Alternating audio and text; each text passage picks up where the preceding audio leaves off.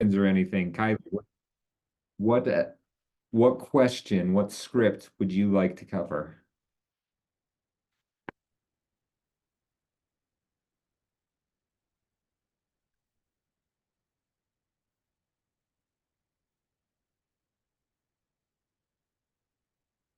Okay, I'm gonna take her first one then. So, she sent me this example. Uh, I'm assuming it's a lead you got from someone else. She shot her a text and said, "Hey, I want to follow up with you about information requested on a townhouse. Are you still looking for a place?" And then they just said, "Yes. Thanks for reaching out. Work has been hectic." Where do you go next?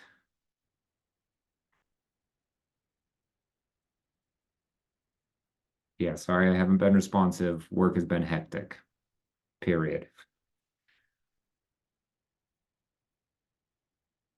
How do you keep that going? Are you Oh just yeah. gonna ask a bunch of questions after that? Yep. Well, and some backstory for the specific one from Kylie. It was a Facebook listing she posted on a townhouse, and she's been following up for 2 weeks. And this person finally responded. So what's your next Mm. question, Courtney, if you're doing a bunch of questions? If I've been trying to follow up with them for weeks, then I might try to go straight to a commitment to meet or something. Like, um, so you've been following up for a couple of weeks. Hey, I've been trying to get in touch with you. I'm so glad to hear from you. And I've got some exciting things that I want to show you. When could you get together or something? Is that too fast? Depends. It's gonna be different for every person. That might work. You might scare them away. You might unearth some objections that then they give you, or you might just set an appointment. What else? What else could we do? We got the Courtney. Let's go right for the appointment. Maybe qualifying questions about like where they are in the process. But yeah, so your next question would be, thanks for getting back to me. Where are you? Yes. Yes. So where are you in the process? Are you just thinking about, are you just looking at things? Are you thinking about moving? Where are you in your process in your own head? Like, what is your thought process as far as this goes? Yeah. Yeah, I like that because then with Courtney's, if they're like, I'm ready, boom, you launch right into let's set an appointment, let's talk. If they're like, oh, I'm just curious, I'm out like a year or maybe more, Yeah, have you then talked to any, mortgage brokers? Have you considered what you're going to do with your current home? Are you going to keep it? Are you going to sell it? Are you going to, those are the types of questions that I would go into. yeah. Any other thoughts?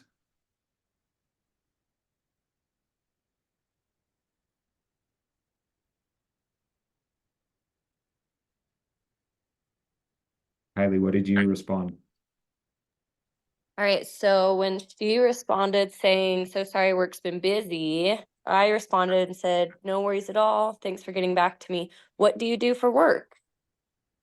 Because that's all she mentioned was work. So Mhm. she actually chit-chatted with me.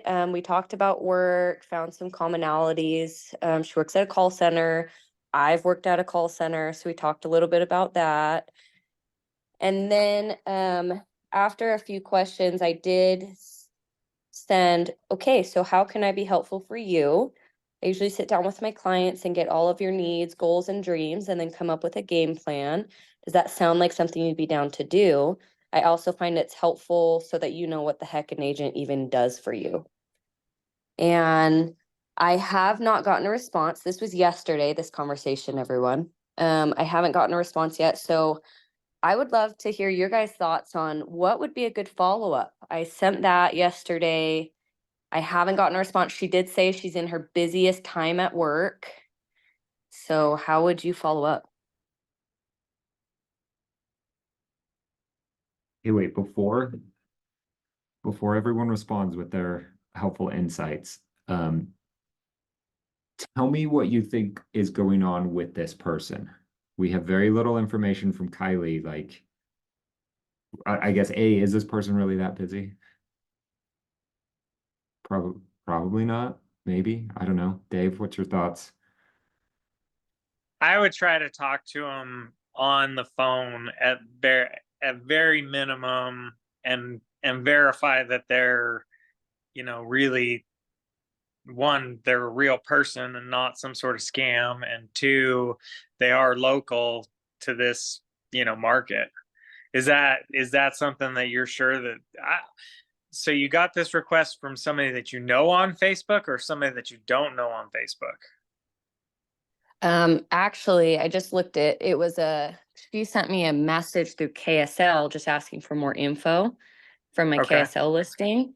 And she, like, in our back and forth conversation, she told me she's been really busy at work. I asked where she works. She tells me what she does. She works for, oh gosh, Morgan Stanley, and tax season's their busiest time. And we talked a little bit about just working at a call center for Morgan Stanley.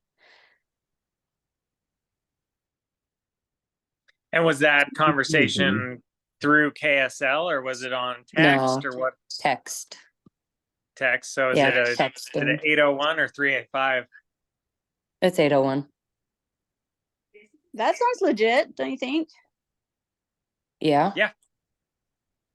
What if you just Usually said, since scammers are not good. since they're so busy, like maybe it would be useful to them if you just said something like, hey, I know this is your busy time. You may not have bandwidth to think about this. What if I just send you some stuff that you don't have to think about, but it just comes to you automatically, so that if you see something good, we can jump on it. Like, just let me know what some parameters would be or something like that. Like, word it differently, but just offer them the service of not having to think about it. You're going to go to work for them, so they don't have to do it themselves. Yeah, I guess I could do that. And then if she says yes, I'd say, okay, let's hop on a call and I can gather that info. And then I can put together a game plan for you. Is that what you're saying? Yeah, because one of the benefits of having a realtor is that they're going to work for you. So you don't have to go out and find the houses or worry about the houses or worry what's happening. You're just Mhm. like putting them into action. So when I had Yeah. some clients who told me that they were super busy, this was a really busy time, I said, well, can I just put you on a list and put your parameters, and listings are going to come to you automatically. You don't even have to think about it. They like visibly sighed and relaxed, and they were like, yes. So I think for some people that is a big value because it takes the work off their plate. Okay.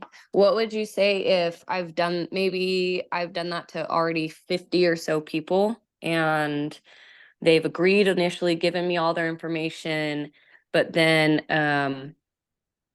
like that's all they want now, because now they're comfortable just receiving these listings and staying in their little world and not meeting. Do you think it's a case of like what Trent, somebody was saying, maybe it was Cameron saying, I want to match my energy or what I'm putting into this to your motivation. So how much do you want me to be pushing for, new opportunities for you? Something like that. So you can kind of gauge where they're at. I don't know. Yeah, sometimes it's education in letting them know, like, hey, if you wanted to move in a place in May, you actually need to already have that place found. Or we need to be finding it now. If you want to be moving in July, like we should be looking at houses, we should probably sit down and chat, and then we'll know when we can run fast and go actually look at homes, because it might take us a couple weeks to find the right house, and then it's at least a month to close on that house. So some of it's education, and then another part of this is just follow up. Yeah, Courtney, that script is my favorite. The hardest part about my job is matching your motivation. I don't want to be running too fast when you're not ready, because then it will seem like I'm overbearing. I also don't want to drop the ball if you're ready to run and I don't seem like I'm doing anything. So let's just keep this line of communication open. And it kind of allows you the chance to follow up, which is also another thing. I mean, these people might not be ready. They might just be in that searching phase that could last 8, 10 weeks, something like that, before they're ready to actually go. And so you just need to make sure that you're the one that's staying on top of it. It's the follow-up game, right? There's lead generation and there's lead follow-up. All of this that we're talking with Kylie is that lead follow-up. And so there's different plans that you can run within Command. You can look those up. There's like the 10 days of pain, the 21 days of gain, very similar, just spaced out differently. The 4 days of love is another one I've heard, and an 8x8 are the common four that people use in Keller Williams. But all of them have the same kind of an idea. It's try to get in contact with them, to have a conversation, to pre-qualify them, right? With some of the things like Dave was saying, like, when do you want to move in? Where are you looking to move? What houses can I send? Like these, if you've set them up on a search, like, have any of these been interesting to you? How's this? Do we need to tweak it? Do you have any that you would want to see? Do you need a mortgage? Those kind of questions, so that then you're having those conversations and it's moving forward. It might be that slow grind that we're just barely taking a little baby step every time we're reaching out or having a conversation. And those might be, I mean, you might call them 3 times and then they answer on the 4th. And that's fine, as long as you're just saying, I'm just going to stay consistent on the calls, even if that's once a quarter, to reach out to them. Yeah, someone like this, that they're like all of her texts that I saw from you, Kylie, were very positive. Like, they weren't like, no, don't talk to me, or I want to avoid you, or anything like that. It was just like sorry, I'm hectic. I want to buy a house, but life is hectic. And so sometimes it's hard to buy a house. And so I'd stay on top of it, put a plan in place to follow up. When people are like ready to go, I think you should call them every week, right? If they're like, I want to buy a house now, that's a weekly phone call, whether you talk to them or not. When they're like, I'm out like 90-ish days, that's an every other week. Things change very quickly on people's plans. And then if someone's like, I'm out like 6 months or so, that's a once a month kind of phone call. And every one of those could be the same. Hey, I'm just checking in, wanted to make sure we're still on pace. Has anything changed? Do you want to move faster? Do you want to move slower? Let me match your motivation. Leave a message, send a text, kind of a thing. And then if you ever have anything of value to bring, right, a listing that you know of, maybe like one of us start listing a house and we tell each other about it and it's not on the market yet. Like, that's an awesome thing that you can go and bring to your clients and be like, hey, I have this listing coming up, or someone on my team in my brokerage has this listing. Just wondering if you're interested. So whatever you can bring of value to them, and just don't stop. Keep an easy follow-up. Like, hey, just checking in. It's a great script. Do you know what area they're looking to move in, or where was that townhome that they responded to? That one's in Pleasant Grove. Yeah. So, yeah, Nellie is her name. It was the townhouse in Pleasant Grove. I really like to do that, new search. And then when I have someone like that, I'll put in the parameters for them and say new to market, townhome in Pleasant Grove. And then just the way you can share them on your phone from the app to their phone is super easy. It comes up nice, and you can just say, hey, just this townhome just listed in Pleasant Grove. Is this something that meets your criteria? Because that's an easy touch, because then they can just say yes or no.